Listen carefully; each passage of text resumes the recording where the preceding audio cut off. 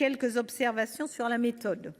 Je suis bien consciente que le Gouvernement a préparé ce projet de loi dans un délai contraint, mais cela n'apaise en rien mon exaspération de voir se répéter la même méthode que nous décrions régulièrement.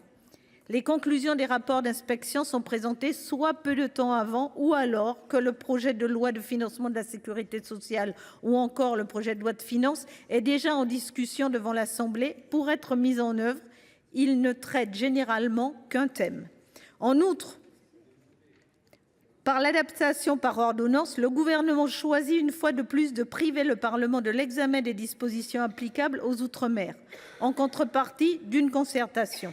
Pour ma part, je considère que les deux sont compatibles. Nous pouvons et engager une concertation et débattre au Parlement. L'habilitation demandée à l'article 6 prévoit dès lors un délai de 6 mois, laissant en vérité très peu de temps à la concertation.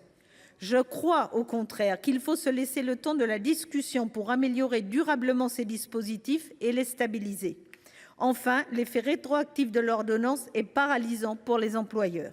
À l'heure où la délégation aux outre-mer que j'ai l'honneur de présider conduit une étude sur la coopération régionale, il va sans dire que le coût du travail, qui fait face à la concurrence des pays avoisinants, porterait un coup à la régionalisation, dans laquelle une réponse au coût de la vie pourrait être trouvée, en tout cas, est une piste.